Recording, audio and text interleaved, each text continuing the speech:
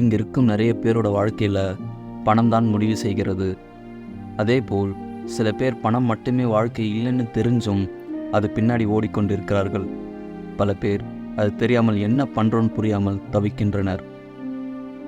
இது போன்ற வாழ்க்கை சூழலில் எனது அமுதக்காவும் சின்னா என்கிற சின்ன தம்பியின் கதையை தொடர்ந்து கேட்க இருக்கிறோம். இங்கு அமுதக்கா ஒரு கையேந்தி பவன் கடையை நடத்தி வருகிறாள்.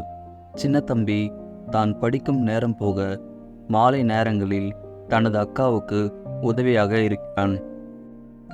அண்ணாச்சி, பொருட்களை கொஞ்சம் பார்த்து போடுங்க அண்ணாச்சி, கடைக்கு நேரமாச்சு, நீங்கள் போட்டு வைங்க, நான் தம்பிக்கிட்ட சொல்லி அனுப்புகிறேன். அவன் ஸ்கூல் முடிஞ்சு வரும்போது எடுத்துக்கிட்டு வருவான் அண்ணாச்சி. மீதி பணத்தை அடுத்த வாரம் கொடுத்துட்றேன் அண்ணாச்சி. சரிம்மா, நீ சொன்னால் கரெக்டாக இருக்கும், இந்த வாரம் கொடுத்து விடு என்றார் அண்ணாச்சி.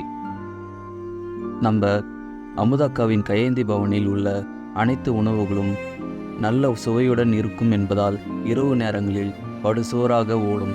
நிறைய பேர் சாப்பிட வருவாங்க. டே சின்னா, இன்னைக்கான காலி ஆயிடுச்சு, இதை மாற்றி போடுறா. சரிக்கா, தண்ணி கேன் மாற்றி போட்டுட்டேன். அந்த பக்கம் 4 பிளேட் இட்லி கேட்டிருக்காங்க, அப்புறம் 2 ஆம்லேட்டும் சொல்லியிருக்காங்க, மறந்துட போகிற.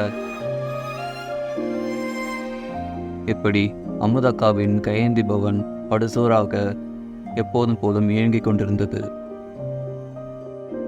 இந்நேரத்தில் அவர்களுக்கு இடையூறாக 4 பேர் கொண்ட குடிகார கும்பல் அங்கு சாப்பிட வந்தனர். அவர்கள் சொன்ன உணவுகளை சின்னா எடுத்து வந்து தந்தான். ஆனாலும் சின்னாவிடம் சிறு தகராறு செய்ய ஆரம்பித்தனர். ஆனால் அதை பக்குவமாக பேசி சமாளித்தான் சின்னா. இருந்தும் அவர்கள் சின்னாவை அடித்து விட்டனர். குடிபோதையில் அமுதக்காவையும் சரமாரியாக திட்டினார்கள். பிறகு சமாளித்து அந்த குடிகார கும்பலை விரட்டி அடித்தனர்.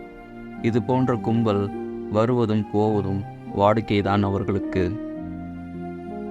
அன்று இரவு கடையை அடைத்துவிட்டு வீட்டிற்கு செல்ல தயாராகினர். சின்னாவும் அவர்களது கடையின் கணக்கு வழக்குகளை சரிபார்த்து கொண்டிருந்தான். அப்போது அமுதக்கா சின்னாவின் அருகில் அமர்ந்து, டே சின்னா, உனக்கு வலிக்குதாடா? கவலைப்படாத, அக்கா இருக்கிறேன்டா. இதெல்லாம் கொஞ்ச நாளைக்கு தான், நாமளும் ஒரு நாள் நல்ல நிலைமைக்கு வந்துடுவோம். அக்கா, இதெல்லாம் கொஞ்ச நாளைக்கு தான், நம்ம எப்படியாச்சும் ஒரு பெரிய ஹோட்டலை ஆரம்பித்து அப்போது நம்மளை வர போகிற எல்லாம் அடிக்க முடியாது இல்லைக்கா, வணக்கம் வச்சுட்டு போவோம்ல என்றான் சின்னா.